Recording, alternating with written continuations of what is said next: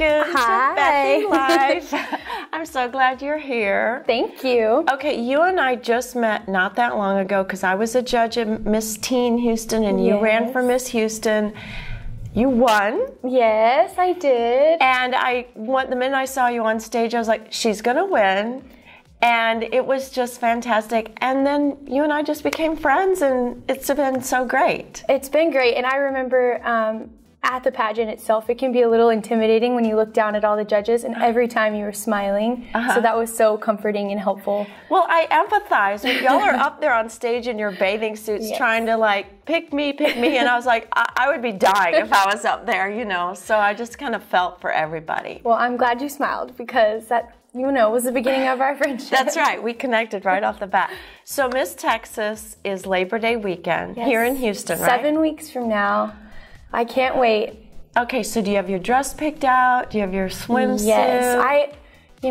I like to be prepared very early, so I could kind of compete tomorrow if I wanted to. Yeah. I really want to. I'm so excited for it. But of course, there's a lot of preparation that goes into it, so I have my dress picked out. I'm putting some finishing touches on a few little things, and then I'll be ready to go. So that's so exciting. Yes. What kind of other preparations do you do to get ready for something like that? Okay, well, besides wardrobe, because obviously that's an important factor, there's a lot of mental and physical preparation that goes into a pageant. It's more than just getting on stage and looking beautiful. You mentally have to prepare yourself for that for a long time. You need to be up to date on current events that are happening in the world. Yes, because you don't know what question they're going to ask you. Exactly, and they expect everyone to be very with it and to know different things and have an opinion. And that's important for every woman to have an opinion and be updated on things going on. So I would be doing that anyways. And then also there's the physical aspect. You need to train and make sure your body looks healthy and you're in shape for the pageant because that's definitely a big part of what you're being judged on. So, well, it is. I think it's not just does she look good in a swimsuit, does she look healthy and fit? And I think that's the trend now instead of being too thin or too heavy or too whatever, you know? I love that because I'm all about teaching girls and even myself sometimes about body loving and just teaching people to love who they are and the things that they don't like about themselves, and you can, you know, work on those things in a healthy way. Right. Because it's all about lifestyle. You know, I try not to just look a certain way for pageantry. I try to keep up with it all year long because it's a lifestyle for me, not just a short time every year that I cram to get ready. So, do you have any specific fitness routine that you do, or any tips on that? I like to do a lot of different things, anywhere from spinning classes to Pure Barre and yoga classes, and then I also mix it up and do weight training. Yeah. And then, of course, like cardio, I go on walks with my mom a lot, or different friends of mine. I like to keep it different because that keeps it exciting and new and not so boring. And, you know, you get excited and you anticipate your workout. So. Now, you also graduated from college and you're working now. Yes, I just finished at Texas A&M. I graduated with a business and communications degree, and now I'm in the real estate world. I'm loving it. I'm on a very successful team in Sugar Land called Remax Fine Properties, Team Sandstone, and I work with the buyers. And so, of course, I'm new at it, and I'm still learning the different tricks and trades of the business, but I'm loving it. And my bosses have kind of just thrown me into the industry, and I've learned a lot that way so far. So I'm really liking what I do. I'll bet that's a really busy field too. It is. That's great. It is. You're expected to, you know, be available at all hours of the night, 24/7, but I wouldn't have it any other way. I like that kind of job where you get to mingle with people all day and move around Houston all day. I don't think I could do just like a desk job all day long. Me neither. Although I'm at my computer a lot. So did you grow up here in Houston? I grew up in Sugar Land. So I've, you know, come to Houston a lot because it's only 20 minutes from Houston. Right. So Sugar Land's so beautiful. Yes, and it's growing like crazy. So good for real estate. Good for real estate. Yes, so I've lived here almost my entire life.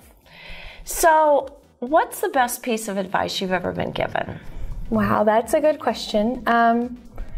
I feel like I've been fortunate enough to have had a lot of people to help influence me and help me grow as a person given lots of advice, but one of my favorite pieces of advice is that, you know, whatever you do in life, it's all about the way you treat people and the feeling that you give them. And I can take that, you know, in a positive direction by saying to others that you matter and you're important. And for me, that's kind of a cool thing, because you don't always remember what people say to you, but you'll remember that feeling they give you. That is so true. Are you true. comfortable with them? You know, did they make you feel good about yourselves? Or I always enjoy meeting those people that they make you just feel so amazing, and you're like, I want to be like that person. So that's someone that I strive to be for other people. And, well, and I think for myself, you are. So. I think you are. I think that, you know, I've met a lot of beautiful girls, especially through my job and what I do, and when they're beautiful on the inside as well, it's amazing how much that radiates on the outside. Well, that is so sweet. Yes. And I agree with that. I think that sometimes when you look at me, you wouldn't know that there's a lot of hard things that I've dealt with in my life and rough experiences, but I think it's all about the way you choose to handle those experiences and the way you treat people. Yep. And, you know, you would never know just looking at me, and I'm so glad you said that, because that's something that I really strive to be like. Yes, well, you have achieved it, or we wouldn't be such close buddies. So what is one of your favorite indulgences? I mean, probably between now and Miss Texas 0. I know. But after the pageant's over and you win Miss Texas, yes. What's an indulgence? For me, every time it's queso. And living in Texas, that's just my favorite thing. I don't like really desserts at all. So I'm not like one of those people that's craving cake or cookies. Right. For me, it's like 7 large bowls of queso, and I just want to eat all of it. Yes, yes, yes. So what do you do in your downtime? You probably don't have much, but... I'm very normal. I love to go to the movies because it's just 2 hours that I can put my phone away and just escape. That's awesome. I love spending time with my family and with my dog, Lucy. And what else do I like to do? I like to read when I can. Yeah, do you read fiction or nonfiction? I will read anything. I will read the newspaper. Oh, really? That's something that my interview coach, Don Baker, taught me when I was 15. He said, just read everything you can whenever you can. So when I have some downtime, I just like to read and learn new words, and I also like to watch YouTube videos. I know that's really random. No, actually everyone likes to watch YouTube videos. I know that's really weird, but... It's funny too about the people who've become so famous on YouTube for like the weirdest reasons. Right? Like that one guy that's famous for playing video games on YouTube. And now he's like the most famous YouTube guy There's ever. This one guy that my brother watches, and he makes music videos, and he always has like really awkward and weird things, but like now he's super famous. He has millions of followers. So random. I don't understand. Well, we need to come up with some random We need to come up with something stupid. So I know the girls out there are going to want to know a few beauty makeup tips. Okay. So some of my favorite things to do, or, you know, just starting from fresh face looking. Yeah. I always moisturize, and I like Neutrogena Deep Moisturizer. That's good. I start with that. I also love rose water spray. Oh, really? I think it smells great. Yeah. And then it always just lightens up my skin and makes it a little dewier, my makeup. Do you get that like at Whole Foods, or where do you get Ulta, that? actually. Oh, really? Yeah, Mario, something with a B, I can't say his last name. He makes a really good spray. Okay. Do you put that on over your makeup or under? You can put it on both. I put it on before, and then I put it on after. I'm gonna go get that. And then when I'm feeling crazy, I spray it all over the place. Oh, but it smells good, It smells amazing. I've got my mom, my sister, a lot of my friends hooked on it. And it's only like $7, so it's a steal. I get that. That is a steal. And then I'm all like a lip girl. I never leave the house without some lip gloss on. I've been that way my whole life, like in 5th grade. Maybe even younger than that. You know, when you have your little cubbies in elementary school, my whole cubby would just be those lip smackers. Like, I love lip stuff. So I've always been that way. I'm the exact same way. In fact, if a friend of mine goes, do you have any gloss? I'll look at him like, have you met me? Here. My favorite would have to be from Stila, and it's a color called Isabel. I like that one. I like YSL number 19. It's pink and sparkly. I love it. It's like my go-to. And then there's one from Sephora called the Lip Injector, and it has like a little tingle in it. And I love that one too. I like the Chanel Glossomers too. Have you tried those? No, but I will. They're really good. I feel like we could talk lip gloss all day. All day. Just lip gloss. Yeah. Do you have any favorite places in Houston you like to, like restaurants or places you like to shop or anything like that? I'm a big foodie, and it might not like totally look like it, but I love food.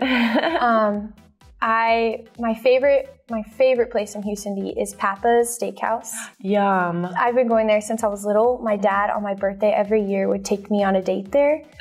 So I've been going there forever, and now, every special occasion or even just it's Saturday night, let's go. That's probably my favorite. And then like more casual places, like B19 and like Copa a lot. Yeah, we ate there. The Dunlavy. Yes. I love their brunch. Tiny's. I just like places that are beautiful, that make you feel like, wow, I'm somewhere magical. So who or what's been the biggest influence on your personal style? That's a good question. Let me think about that. There's a lot. I would probably say people, like there's a few key people. Obviously, like I really enjoy Kate Middleton's style, her class. Oh yeah. But then I also really like, I don't know if you know Olivia Culpo. She was a former Miss Universe. And she's really edgy, but she's also classy. So I love that's kind of what I try to be. And then, I'm also young. I'm 21, so I like to dress like I'm 21. You can wear whatever you want, yeah. Yeah, and I know that that's not going to be the case forever, so I just like to dress how I'm feeling. Yes. Oh my gosh, no, but you're fabulous and fun. But, like, people always tell me, they're always asking me, like, where I get my clothes or kind of like what you're saying, like, where do you get your style from? Right. And it's mostly just kind of like what I feel. Yeah. Because sometimes I dress a certain way, and then tomorrow you'll see me and I'm dressed totally different. But isn't that fun, though? Where you're not just one type of style. Not in one box. Yeah, so that's kind of why I like to compare Kate Middleton and Olivia Culpo, because they're totally different. Right. But yet, kind of this, I don't know, they just have the same taste, but they're wild. Yeah. Olivia's wild. Yeah, I'll have to look her up. You should. You should follow her on Snapchat. I will follow her on Instagram. Snapchat. You will like her a lot. Hook me up on my phone after this interview's over. Okay. You hook me up. So do you have a favorite vacation spot? Yeah, there's this resort in Cancun called the Royal Sands, and I go there every year, but I only went for 2 days this year. But normally my family goes for 7 days, but I could only join them for 2 days because of work. Because you're busy. Yes, but there's lots of places that I want to go. I haven't had the opportunity to travel all over like I want to yet, but hopefully now that school's over, I'll have more opportunities to go. Like I really want to go to Europe. I really want to go to South America, like some of the countries down there. Well, if you win Miss Texas and Miss USA, then you Exactly. could be in Miss Universe, Exactly. which will be held somewhere exotic, probably. I hope so. That would be amazing. We could all fly to watch you. Please. We can make a trip out of it. We could make a trip out of it. So tell us, I'm going to come back to this question. Tell us something humorous about yourself. Okay. To put you on the spot. I'm trying to think. There's a lot of funny things about me, but why aren't they coming to me right now? Like embarrassing? Do you want embarrassing? Or Yeah, anything. Okay. Nothing embarrassing? Well, my car's always messy. I guess that's not really embarrassing. I'm scared of hot dogs. Okay, there you go. Why are you scared of hot dogs? Okay, well, when I was little, I would only eat French fries and crackers. So every time I drove by McDonald's, like I would be like, French fries. Like I don't know why. That's all I ate. And my crackers? My mom couldn't get me to eat anything. That must have driven your mother crazy. It did, which is why she decided to listen to our pediatrician to go see a food therapist. How old were you, like, when you were still eating French fries and crackers? I was like 4 or 5. Like, I can remember this moment. So we go to the food therapist, and they are making me like play with different foods and like a little kid. Little kids like mac and cheese and hot dogs. So I was having to like feel the texture and smell and all this stuff. And then I wouldn't eat the hot dog. So they like kind of choked me with the hot dog. I know that's really weird, but I was traumatized by that. That was traumatizing. In elementary school, if any of my friends like ate that for lunch or something, I couldn't sit by them. I hated the smell of it. I would have to leave. You have hot dog PTSD. I do, and I'm better about it now, but it's still, I just can't stand them. Not a lot of people know that about me, but they do now. They do now. Oh my God, I love that story. All right, well, thank you, Logan. I'm so glad you came in. Labor Day weekend, Miss Texas, be on the watch. Yes. That's a wrap. Yay. Love you.